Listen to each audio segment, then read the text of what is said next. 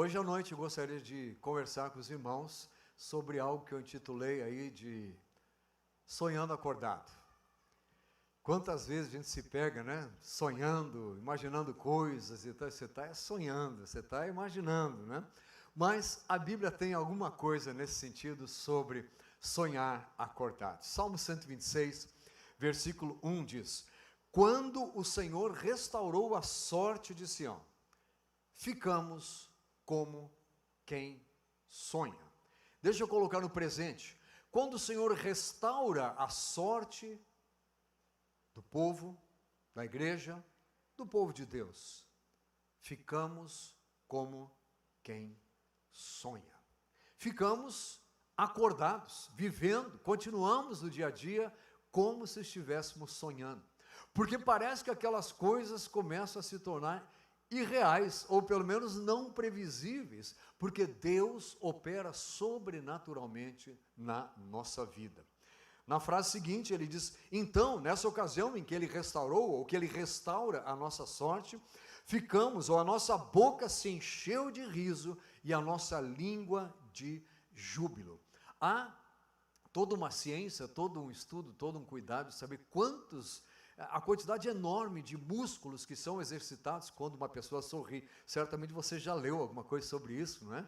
E o quanto com um sorriso completo mexe com os músculos aqui perto da boca e os aqui pertinho dos olhos, né? Então por isso que dá o pezinho de galinha. Então pessoas mais felizes têm aquele pezinho de galinha mais marcado, porque elas sorriem mais, elas têm mais motivos encontrados, pelo menos, porque motivos todos nós temos, mas elas encontraram mais motivos para sorrir. Então diz aqui o Salmo 126, então, nesta ocasião, a nossa boca mudou, ela se encheu de riso, e a língua também de júbilo. Bom, mas o que é que estava na língua antes de a nossa sorte ser restaurada, como ele vai dizer aqui, as torrentes do Negueb, antes de ele mudar as coisas na nossa vida? Com certeza, a afirmação que a Bíblia faz é o que nós constatávamos. A boca fala daquilo que o coração está cheio. Tiago, o irmão de Jesus, filho de Maria e de José, que nasceu obviamente depois de Jesus, porque Jesus era filho de uma virgem chamada Maria, mas esse Tiago vem depois a dizer o seguinte: a língua é veneno incontido. E ele diz o seguinte: olha, o homem que consegue dominar a sua língua domina tudo. Por isso que o livro de Provérbios diz que aquela pessoa que pode até não ser muito inteligente, mas que fecha a boca passa por sábio. E tem muito sábio aí que fala demais, que acaba caindo em desprezo. E passa por tolo. Porque no muito falar, diz a Bíblia, não falta transgressão. Sabe por quê? A gente chega no limite, já falei o que tinha que falar, não tem mais nada. E ficamos influenciados talvez pela nossa educação, pela criação, pelo que nós enxergamos por aí, ou por menosprezarmos os nossos ouvintes, por acharmos que eles não entendem muito daquilo, então podemos falar o que bem entendemos. E a Bíblia diz que quando a gente fala demais, não falta transgressão. Deus me livre de passar da hora.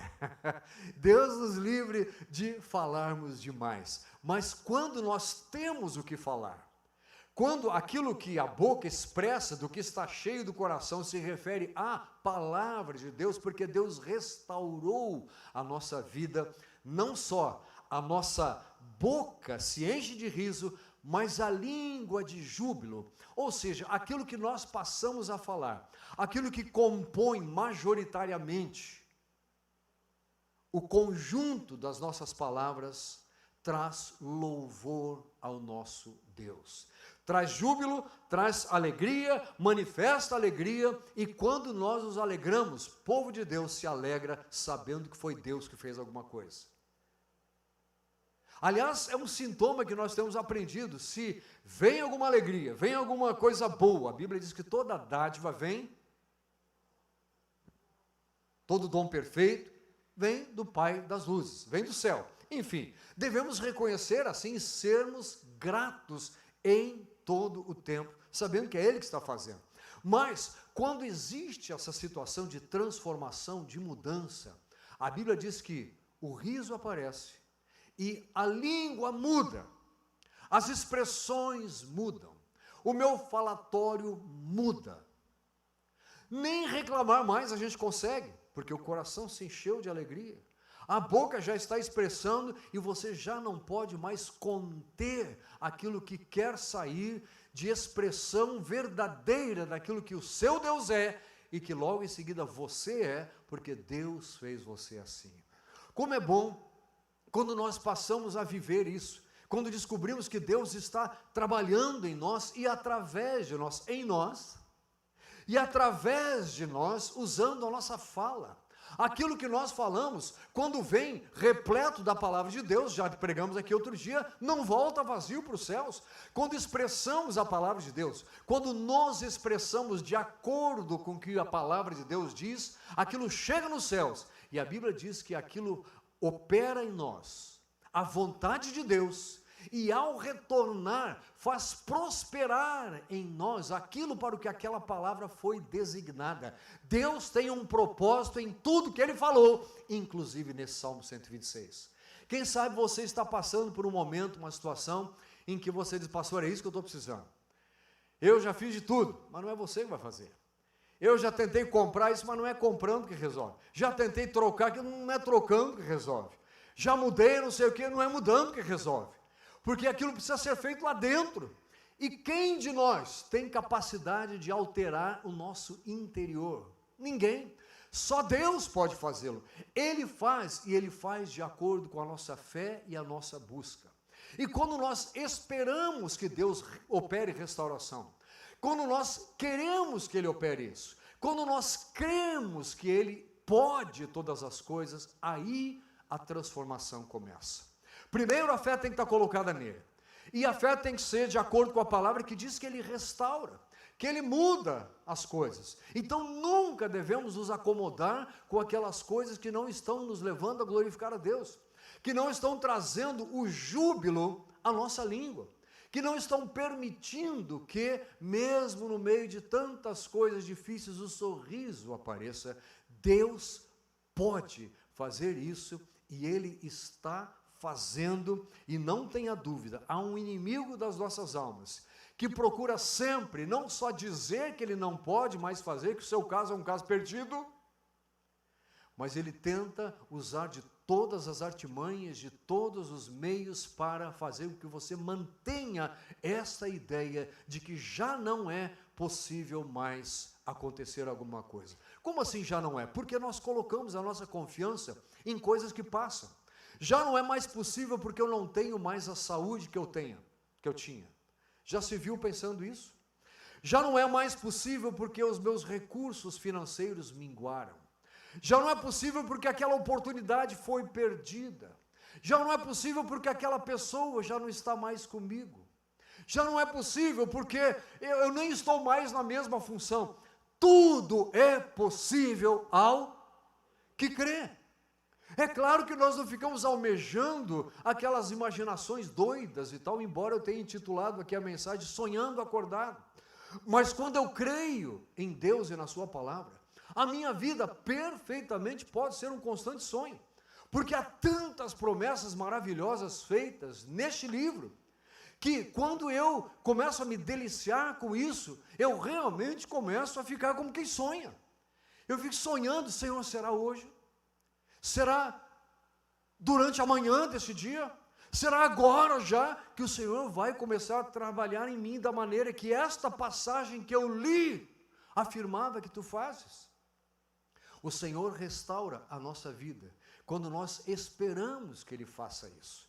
Quando, embora tudo esteja acontecendo, a gente para de dizer não tem mais jeito. Tire do seu vocabulário isso. É claro que trazer de volta à vida alguém que partiu, Deus pode fazer, mas Ele vai fazer isso talvez quando fizer imediatamente após a pessoa ter partido. Não vai ser depois de 6 meses da pessoa enterrada que isso vai ser feito. Enfim, mas há um dia que depois de muitos anos, centenas, milhares de anos da morte de alguns, isso vai acontecer. Porque o nosso Deus é poderoso para fazer isso. Isso por si só já deveria encher a nossa boca de riso. E a nossa língua de júbilo, louvado seja o teu nome, Senhor. Porque naquele dia, eu sei que o meu nome vai ser chamado. Eu me lembro uma ocasião que eu fui visitado, eu estava no início da minha fé cristã, aquele tempo assim, entusiasmado, né, que parece que tudo você está esperando que as paredes falem com você, né? Tudo é motivo de Deus vai falar comigo agora e tal. E bateu na minha casa um pretenso pregador da palavra de Deus. Quando eu estiver falando, você vai descobrir de que religião que ele é, né? E ele bateu lá e eu achando, disse, bom, é um irmão que entra aqui, vamos conversar. E a Bíblia diz que se alguém vem para trazer outra história, outro evangelho, é aí que eu nem recebo em casa, mas eu não estava orientado disso, eu não sabia que evangelho ele vinha trazer, e nós sentamos e falamos de Jesus, falamos do reino de Deus, falamos dessas coisas e tal, já entreguei quem era o cara, né? Enfim, e ele começou a falar e tal, e de repente eu usei a expressão, olha, eu também sou salvo, eu sou de Jesus, também sei que eu tenho meu nome escrito no livro da vida. E ele começou a se expressar assim, eu também estou me esforçando, estou tentando.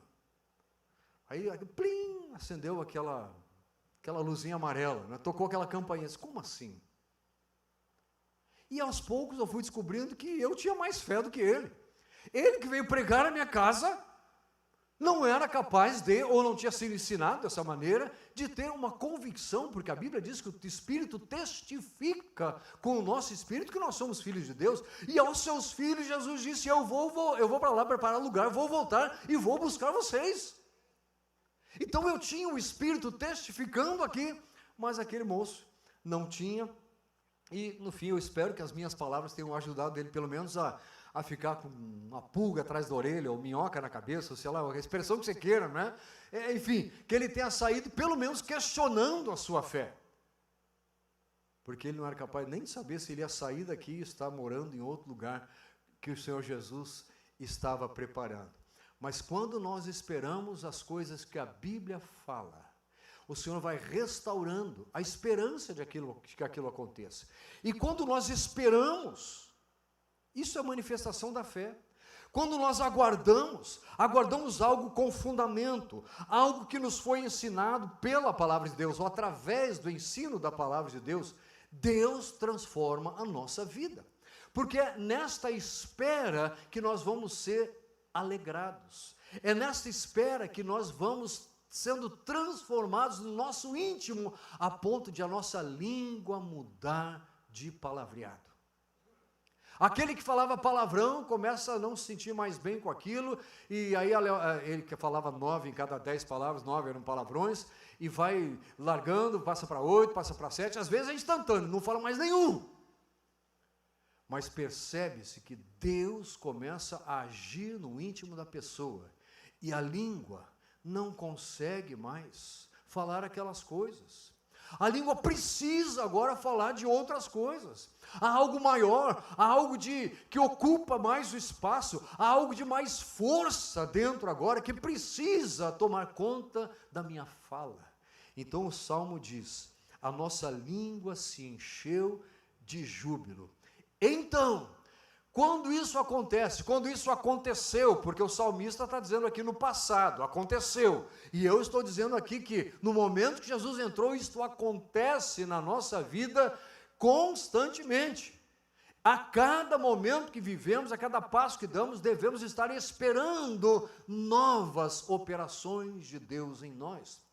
Ele não se limita a operar naquele dia em que você entregou a vida para Jesus. Naquele dia a operação foi maravilhosa. Mas deixe-me, sem medo de me tornar fora da doutrina, aquela obra não foi a única coisa que ele queria fazer na sua vida. Não era só aquilo que ele tinha. Esse só não é para reduzir, porque é o que eu mais queria, fui salvo lá atrás. Mas você tem toda uma caminhada pela frente. E com toda certeza, o que ele quer não é que você viva com cada vez mais caindo aqui a lateral dos lábios, e que você não tenha mais nem o que falar, e que quando abrir a boca para falar, só sai prejuízo para as pessoas, só sai ameaça, só sai confusão, só sai ofensa. Sabia que neste mundo é o que nós aprendemos? Se nós damos ouvido ao que está vindo de fora, se nós permitimos que isto permeie a nossa mente, é isso que nós vamos ter para falar. E quando você menos espera, você vai se ver repetindo as mesmas palavras, as mesmas expressões que você ouviu. A menos que o seu espírito já esteja nas mãos do Senhor, a menos que a sua boca já esteja se enchendo de riso, a menos que a sua língua já esteja provando desta operação milagrosa de Deus em você. Deus opera na base do milagre.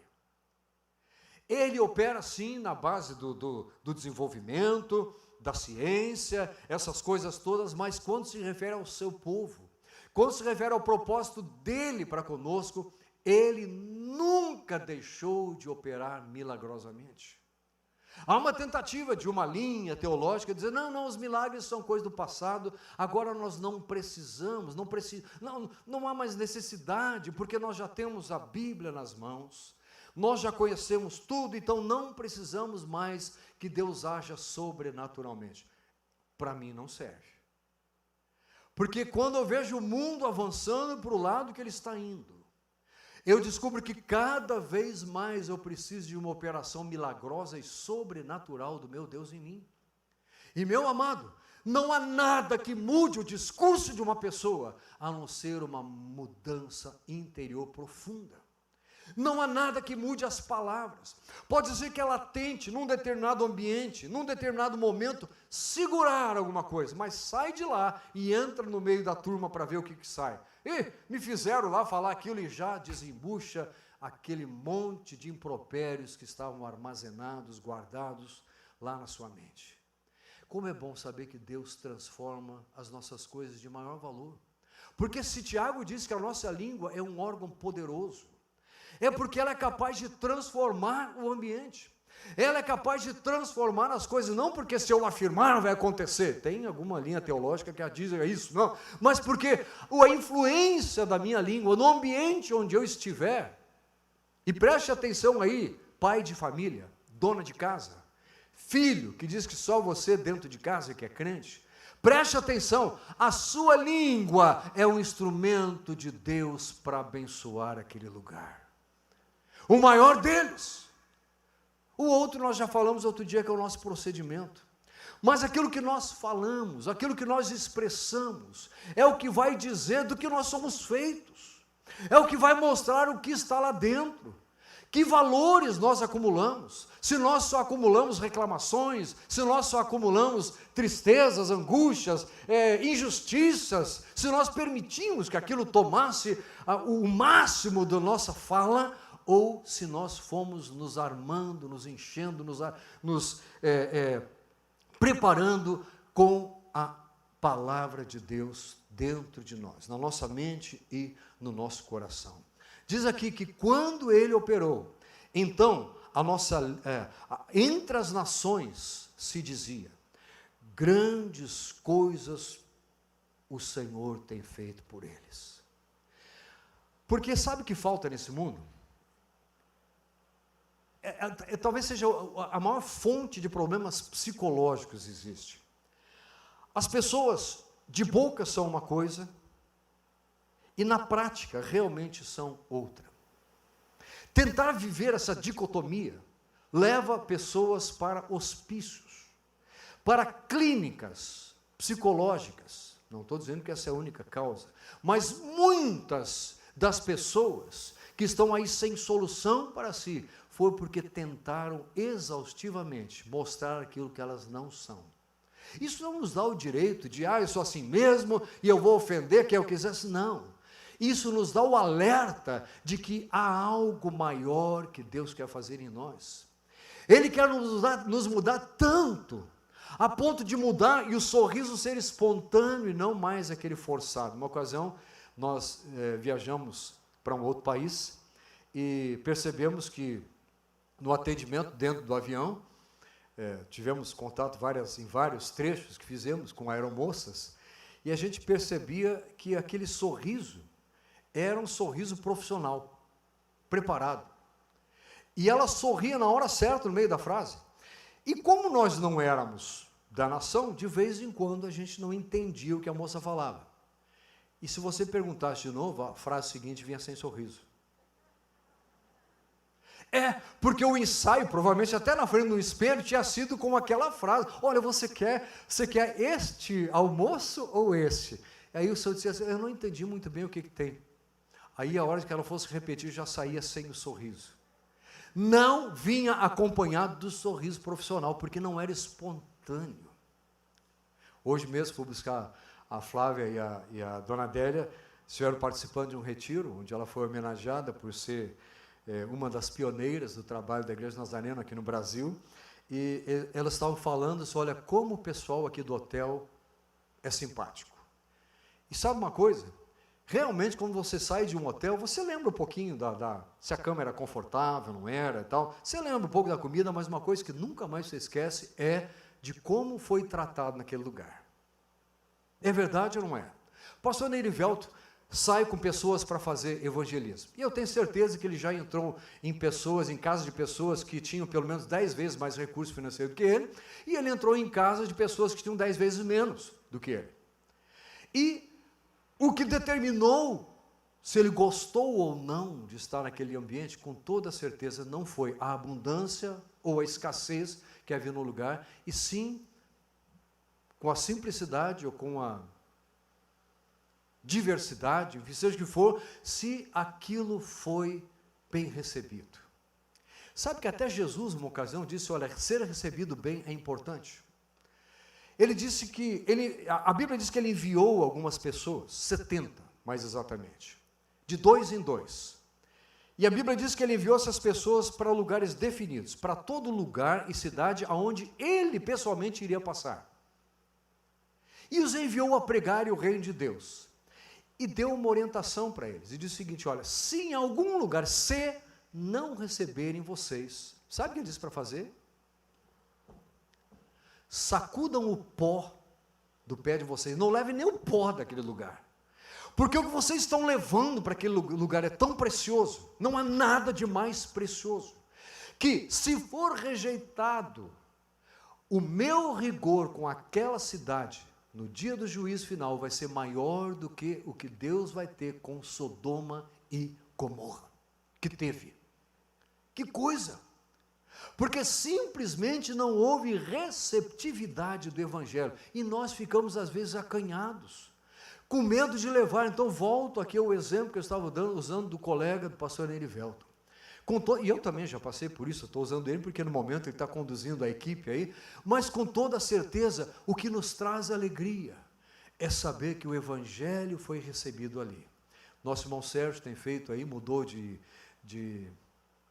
casa, Deus abriu as portas, foi possível comprar um imóvel e mudou-se, e ele fez um propósito junto com a sua esposa: nós vamos visitar as pessoas do condomínio. E ele tem relatado o que tem acontecido, e o quanto a alegria entra no coração, por ter entrado na casa de uma pessoa, às vezes assim. E agora, o que eu vou falar? Por onde eu vou começar? Mas depois de sair, porque o Evangelho foi recebido, e porque você foi usado por Deus naquela hora, a boca se enche de riso, e a língua de júbilo, porque você não consegue, olha, não é que ela falou isso, olha, não é que aceitou, e nós temos casos já de pessoas que ele mesmo foi usado e que partiram para estar com o Senhor, pouco tempo depois de a oportunidade ter sido aproveitada. Semelhante ao que aconteceu com aquela pessoa que nós internamos, lembra, Alexandre? Há um tempo atrás internamos uma senhora e tal, ela aceitou Jesus, vou resumir a história, se reconciliou com a família e pouco tempo depois foi internada e veio a falecer. Alguém poderia dizer: mas onde estava Deus? Eu vou dizer para você: assentado no alto sublime trono e pessoalmente no coração daquela senhora, que aproveitou a oportunidade, e por causa de um grupo de pessoas que aproveitou a oportunidade de falar do Evangelho, de dar-lhe a oportunidade de se recuperar, de ser transformada, de ser restaurada, porque pessoas creram que a restauração é possível. Sabe quando para o evangelismo? Quando a gente não acredita mais nele. Quando a gente não acredita mais na boa nova. Porque evangelizar é trazer a mensagem das boas novas, é levar as pessoas a ideia, a informação e a verdade de que ainda é possível ser salvo. E quando eu digo ainda, não é porque as coisas vão mudar, mas é porque a própria Bíblia diz: hoje é o tempo oportuno. Aproveite o dia de hoje, porque depois que Jesus voltar, não haverá mais oportunidade. Não dá mais para dizer assim: Jesus, espera só um pouquinho, que eu vou aproveitar e falar com a minha vizinha, que eu nunca falei com ela. O tempo é agora. Receba este riso nos lábios, que vem dos verdadeiros motivos de alegria, e descubra o quanto a sua língua agora não vai mais poder parar de falar. Não ao ponto de encher os ouvidos das pessoas, porque tem gente que é assim, né? Fala, mas não fala coisa com coisa, aí ninguém aguenta. Você olha para o relógio e fica simpaticamente esperando o momento, e diz: então tá certo e tal, então a gente continua essa conversa depois, né? Mais ou menos quando disseram por Paulo lá, que eles falam: não, sobre isso nós vamos ouvir você depois. Mas quando é recebido, quando o evangelho entra, você passa a ter coisas maravilhosas para falar. Notadamente quando você é usado por Deus para levar, para reproduzir aquilo que aconteceu na sua vida. Você foi restaurado. Ajude outros a serem restaurados. A igreja perde o sentido, perde o rumo, se ela tirar dos seus valores evangelizar. A nossa missão da igreja é fazer discípulos semelhantes a Cristo, ponto. É sair e fazer discípulos, em qualquer momento. Temos trazido para os irmãos, aqui temos até um processo, bem simples, mnemonicamente fácil de lembrar, e nosso processo é CID, comprometidos com o ID de Jesus. O que é que a gente faz? Contato com as pessoas, é o C. Se eu não tenho contato com as pessoas, tem. Faça contato, mas faça contato intencional, preparado. Além daquele negócio: eu sou um cara simpático, gostam de mim. Aproveite, se Deus deu a você essa qualidade. Você está perdendo tempo. Faça o contato, mas o contato com intenção de passar para os passos seguintes. C-I, o próximo é integrar. Digo para isso: já que a gente se deu bem aqui, eu queria convidar você para uma coisa. E leva para o grupo de comunhão, leva para o culto de jovens, leva para a reunião de mulheres, para a reunião de oração de homens. Olha, você não quer ir lá? Eu vou com você, você não vai sozinho, eu vou te acompanhar, você fica tranquilo lá, ninguém vai pedir para você nada que você não vá querer ou gostar de fazer. Integra essa pessoa no meio da igreja. Depois vem o quê? Letra D, discipular. Tem que começar a discipular a pessoa, e aí você pode se juntar nas diversas organizações que existem na igreja. Você tem escola dominical, você tem grupo de comunhão, você tem grupo de jovens, você tem grupo de adolescentes, você tem um grupo de mulheres. Envolva-se e descubra como pode trabalhar com discipulado essas pessoas, e temos um trabalho especificamente de discipulado. Como as pessoas ficam felizes quando isso trouxe um resultado na mão delas.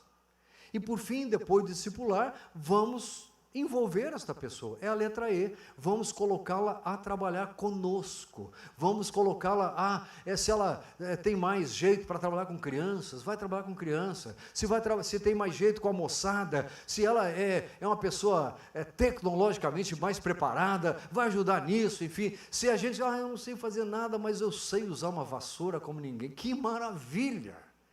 Que dom maravilhoso que Deus deu! Não é? Enfim, não há nenhuma ocupação mais importante do que outra.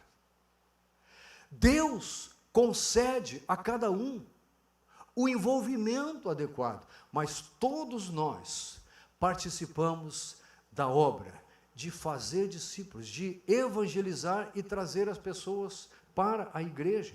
Então diz aqui o seguinte: quando isso acontece, as pessoas, o meio aonde você foi trabalhar, com quem você foi tratar, vai reconhecer e vai dizer: verdadeiramente existe um Deus. Porque Deus tem feito grandes coisas. Por quê? Porque você ganhou um carro novo, ganhou um aumento? Não, isso aí todo mundo ganha. Muita gente ganha. É porque Ele vai ver em você e nas suas palavras, na sua alegria independentemente das circunstâncias. Ele vai descobrir, o povo vai descobrir, a nação vai descobrir que Deus tem feito grandes coisas por este povo. Glória a Deus. Veja que não diz aqui quando eles virem o resultado, diz que simplesmente quando a boca se encheu de riso e a língua de júbilo, entre as nações se dizia: grandes coisas o Senhor fez por eles. E de fato, o versículo seguinte diz: de fato, grandes coisas o Senhor fez por nós, por isso estamos alegres. Aqui completa a ideia. Nós temos que dizer, realmente Deus tem feito muita coisa. Quando a gente começa a dizer, olha, a última operação de Deus por mim, aí a última coisa que Deus fez, acho que foi há uns 7 anos, quando eu mudei de emprego. Eu disse, não, meu irmão, não, Ele está restaurando constantemente. Cabe a nós enxergarmos isso, colocarmos os olhos na direção, no sentido corretos, olharmos para o Senhor, para que Ele faça aquilo que Ele prometeu, e esperarmos então as suas promessas. Por isso a esperança é o que nos move. Esperar o cumprimento das promessas, esperar que Ele restaure a nossa vida, sem dizer como, sem determinar como faria. O salmista Davi, por exemplo, muitas vezes ele fala, olha, eu estou cheio de inimigo ao meu redor. Uns confiam em carros, outros em cavalos, eu confio no meu Senhor. Mesmo rodeado de inimigos, cheio de gente querendo tirar a vida dele, ele achava lá no meio motivo para engrandecer. Todavia eu me alegrarei no Senhor. Quantas vezes a gente lê esta expressão? Glória a Deus por isso. De fato, grandes coisas o Senhor fez por nós, por isso estamos alegres. Restaura então, Senhor, a nossa sorte, como as torrentes no Negueb. Eu não sei se vocês já tiveram a oportunidade de ver um filminho que alguém... pode procurar no YouTube, eu acho que você vai achar lá, de torrentes do Negueb, dá uma olhadinha lá. Então é assim, é um deserto seco, e tem um leito, por onde o rio, quando tem água, passa. E de repente, quando começam as chuvas na cabeceira e tal, lá para trás, começa aquela enxurrada de água. Começa aquele volume enorme de água a passar por ali. E, obviamente, a terra começa a mudar, começa a brotar. Então, o Salmo diz aqui, Senhor, faz conosco deste jeito. Sabe por quê? Porque nós cremos que Tu fazes isto em nós. Meu amado, não aceite informações limitantes de Deus. Não aceite afirmações que façam você diminuir a sua fé, voltar atrás. Não aceite provocações do diabo, mas aceite integralmente a palavra de Deus, que não contém nenhum erro sequer em tudo o que se refere à nossa salvação. Mas é de salvação que nós estamos falando. Ele restaura, Ele faz isso, Senhor. Então manda água, Senhor. Manda as Tuas torrentes e restaura esta terra seca. Glória a Deus. Começamos a orar. E aí ele diz o seguinte, e aí é que vem o bonito deste salmo. Porque se você olhar o texto, o título lá diz assim, consolo para os que choram. Ué, que coisa estranha. Até aqui ele não falou de choro. Ele falou de riso, de alegria, de júbilo, de restauração, de coisas que assim como quando passa aquela torrente de água, mas aí ele começa a dizer, olha, sabe para quem eu estou falando? Sabe de quem eu estou falando? Não é dos que já estão gozando de oportunidades aproveitadas, não é só para aqueles que têm vivido experiências profundas com Deus, eu estou falando para quem está chorando. Versículo 6 diz, quem sai andando e chorando? O problema está, talvez, por uma boa parte das pessoas, que as pessoas ficam só chorando e não saem andando. Quem sai andando, apesar de estar chorando. Há um ensinamento por trás aqui que diz o seguinte, quem se mexe, mesmo que as coisas estejam difíceis, mas se mexe como? crendo que a palavra de Deus é verdadeira, e que Ele nos restaura, que Ele faz a nossa boca se encher de riso e a língua de júbilo, como as torrentes do Negueb transformam a terra por onde elas passam.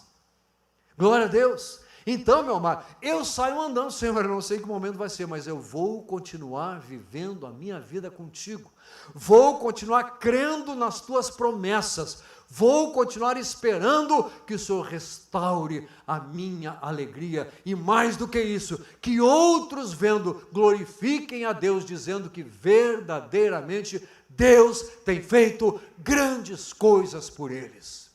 Nós somos tão pequenos às vezes, que ficamos pedindo umas oraçõezinhas tão mirradas, Senhor, me dá um negócio desse aí, faz para mim, resolve aquilo lá e tal. Eu digo pequenas porque o nosso Deus é infinitamente mais poderoso do que isso.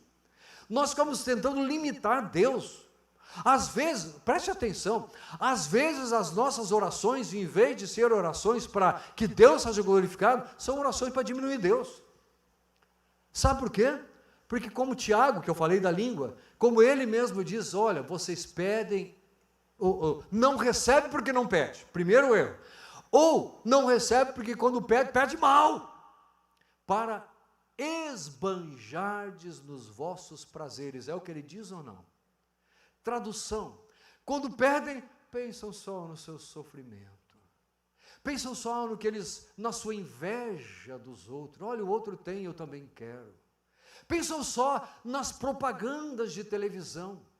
Ah, como eu preciso daquilo. Acreditam nessa engenharia social e não se sentem mais felizes porque eles ainda não têm aquele colchão que tem não sei o quê, que faz massagem, etc, etc. Ou porque ainda não tem qualquer outro produto que foi apresentado, ou porque ainda não compraram aquele móvel naquele lugar, ou porque ainda moram naquele lugar. Querido, deixo ainda para trás, faça como Paulo, que diz uma coisa eu faço, me esquecendo das coisas que ficam para trás, eu prossigo, eu sigo, eu saio andando, eu sigo para o alvo, para o prêmio da soberana vocação que está diante de mim.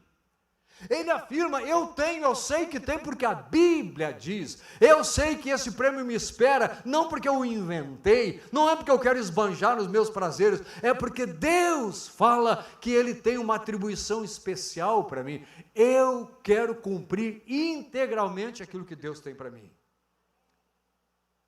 Com certeza, o que passou, passou.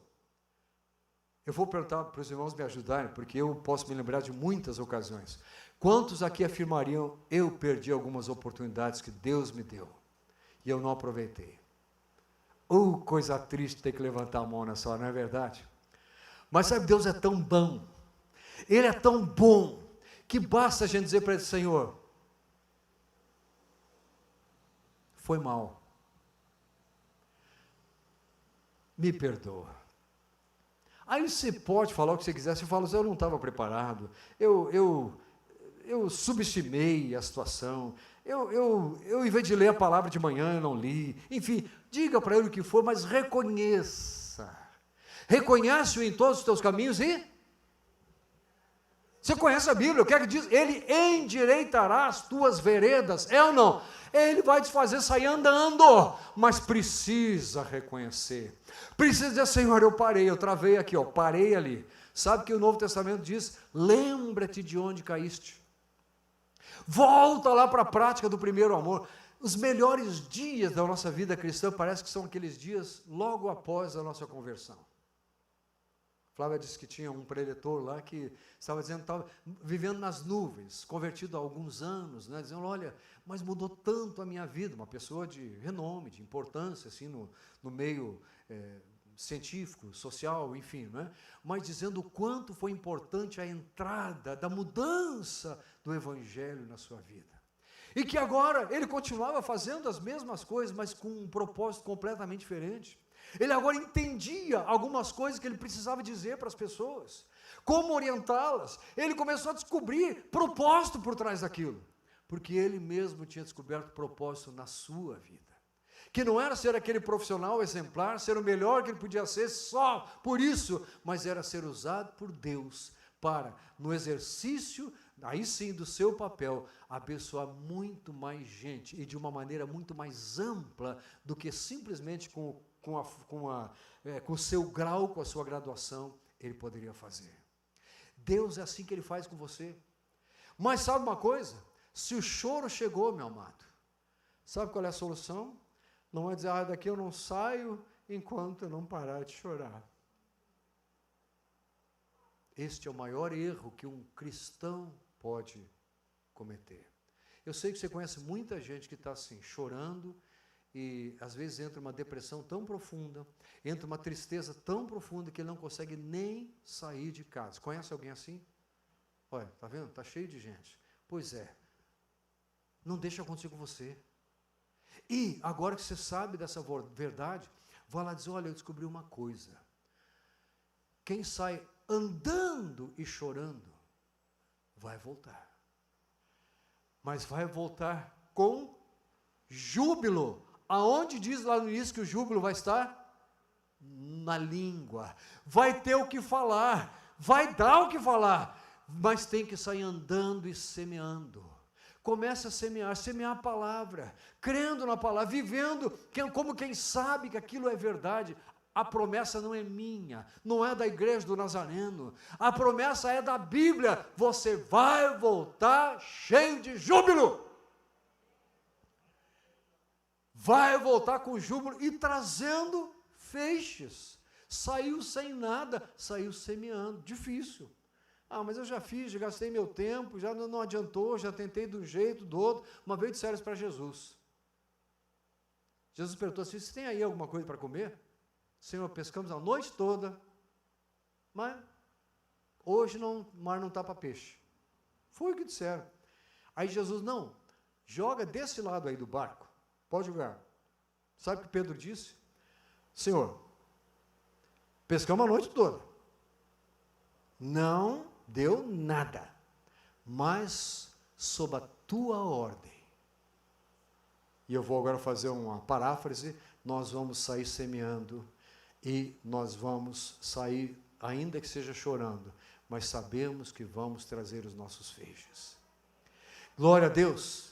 Pedro não estava, talvez ele nem tenha se lembrado dessa passagem bíblica na ocasião, mas o que ele estava fazendo era isso que lá atrás o compositor deste salmo já sabia, já tinha essa percepção, este entendimento da palavra de Deus. Quem sai andando, mesmo que chorando, mas sai fazendo o que ele foi chamado a fazer, sai semeando, no seu trabalho, na sua escola. Mas está difícil, estuda, meu querido, estuda, ora e vai em frente.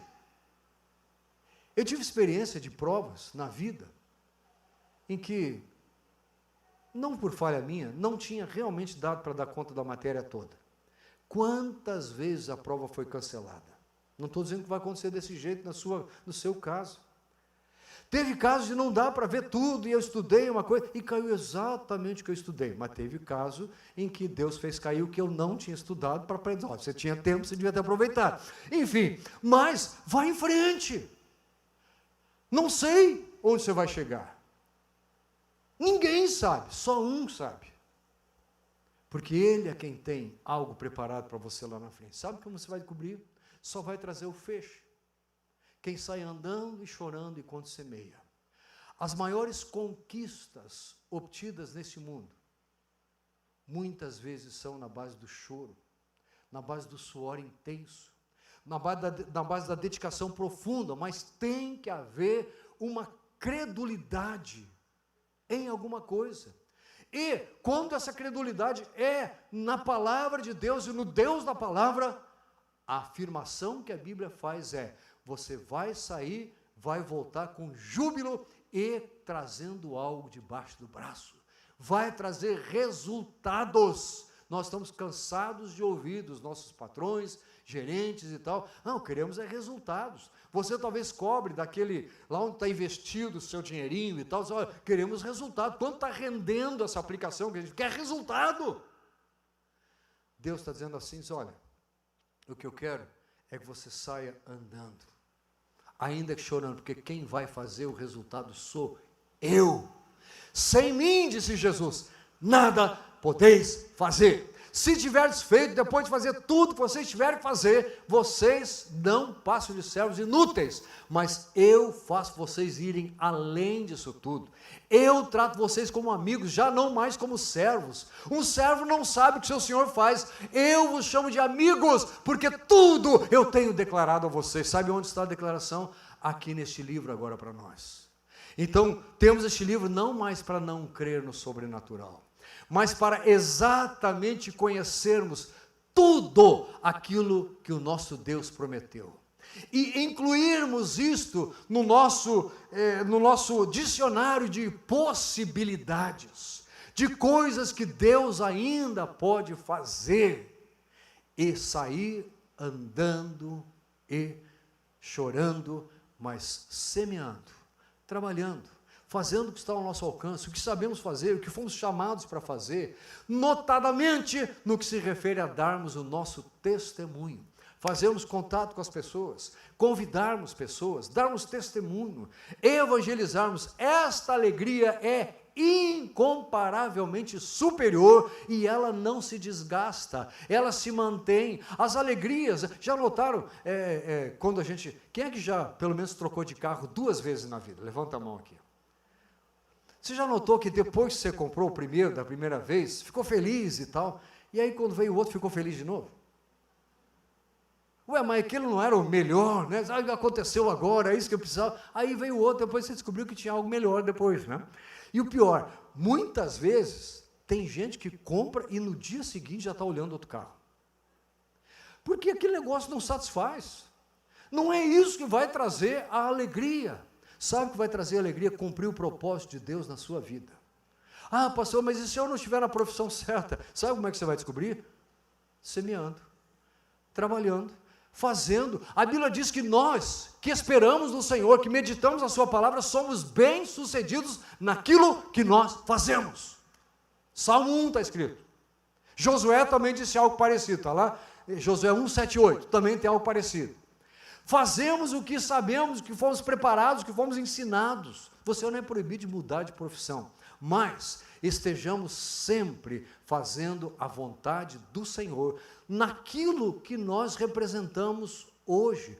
Quantas vezes as possibilidades acabaram? Mas agora encerrou o meu período de contrato. Bom, mas e daí? Você é só o contrato? É isso que você é? Ou você é alguém que foi criado por Deus, que foi chamado por Ele, que foi resgatado por Ele, que foi restaurado por Ele? Então, você ainda tem muito chão pela frente. Eu espero que esse chão seja bem curtinho, não para você morrer logo, mas para Jesus voltar logo. Eu espero que tenhamos pouquíssimo tempo. Isso eu digo por um lado. Por outro, eu digo assim, eu espero que tenha muito tempo para alcançar todos aqueles que ainda não foram alcançados, por esta alegria verdadeira, por este júbilo que ninguém pode transformar. Nenhuma situação, nenhuma contrariedade, nenhum problema, nenhuma luta, nenhuma coisa que a gente ouça daqui e dali, nenhuma traição, porque o Senhor nunca vai nos abandonar. Ele nunca vai deixar de cumprir a sua palavra, e é Ele quem diz, quem sai andando e chorando, enquanto semeia, voltará com júbilo trazendo os seus feixes. Vamos ficar de pé e vamos orar. Eu quero abrir oportunidade para quem quiser chegar aqui à frente e falar com Deus, abrir o coração. Talvez aqui agora você, talvez chore ou talvez não chore, mas você já chorou muito a respeito de algumas coisas. Filho, filha, coisas de família nos trazem muito sofrimento. Perda de alguém, com certeza. Questões de fracasso. Quantas vezes a gente fechou a porta e disse, meu Deus, como é que chegou nesse ponto? Questões não resolvidas, questões familiares, coisas entre amigos, coisas na empresa. A gente fica, e aí onde é que está o fulano? Quantas coisas nos trazem motivo de chorar. Mas se nós dissemos, Senhor, tudo bem, o motivo do choro entrou, mas a tua palavra diz que o choro pode vir à noite, mas a alegria vem pela manhã, o riso vem pela manhã. Como eu vou me colocar de joelhos aqui, Senhor, mas eu vou voltar a andar. Eu vou voltar a sair, eu vou voltar a viver, eu vou voltar a enfrentar o que eu tenho a ser enfrentado, e vou esperar no Senhor as promessas que o Senhor fez a meu respeito. Glória a Deus. Você que está nos assistindo à distância, faça também essa oração, entregue a sua vida nas mãos do Senhor e creia que Ele é poderoso para fazer não só o que a gente ouviu aqui, mas infinitamente mais do que tudo aquilo que nós pedimos ou pensamos, segundo o seu poder que opera em nós. Obrigado, Pai Celestial, por esta noite, pela experiência que tivemos de chegar aqui à Tua casa, de Te louvarmos, de cantarmos louvores, de até nos alegrarmos com estes cânticos, com a oração que foi feita, mas agora nós estamos fazendo a nossa oração. Aqui espalhados no templo, aqui à frente, ou algumas pessoas à distância, Senhor, nós estamos colocando nas Tuas mãos a nossa vida para dizer que nós não queremos ficar travados, nós não queremos ficar impedidos, nós não queremos ficar parados, inativos, nós queremos voltar a representar para a família, para os amigos, para o mundo que nos rodeia, para os colegas, aquilo para o que Tu nos chamaste, e para isso, Senhor, estamos nos dispondo agora a sair, ainda que o choro venha, a andar, ainda que o choro venha, e semear aonde nós estivermos, crendo que nós vamos voltar com estes feixes debaixo do braço, porque a Tua palavra diz que quem sai, quem anda, quem está chorando no meio disso e sai semeando, volta com os feixes debaixo dos braços. Senhor, eis-nos aqui, para que a Tua vontade se realize em todos nós. Nós queremos sim ganhar muitos antes do Senhor voltar. Maranata, vem Jesus, queremos que o Senhor venha nos buscar mais depressa possível, mas Senhor, nós não queremos chegar sós, nós queremos ainda ganhar muitas pessoas. Quantos familiares queridos nós conhecemos que ainda não Te conhecem? Quantos colegas de trabalho que nós gostamos tantos amigos, Senhor, que nós queremos que Te conheçam, pessoas que estão no nosso cuidado, crianças, jovens, adolescentes, adultos, Senhor, quantos nos vem à mente que ainda precisam Te conhecer? Eis-nos aqui, Senhor. Ajuda-nos, capacita-nos pelo Teu Espírito Santo em nós e ajuda-nos a tomarmos decisão firme de não ficarmos parados, mas de sairmos e andar, para que a restauração do Senhor aconteça, não só em nós, como na vida destes a quem amamos e a quem queremos ver salvos também. Abençoa os nossos ouvintes, aqueles que estiveram em casa, abençoa os que estão orando aqui à frente, abençoa o povo que está aqui hoje à noite, no nome de Jesus. Amém.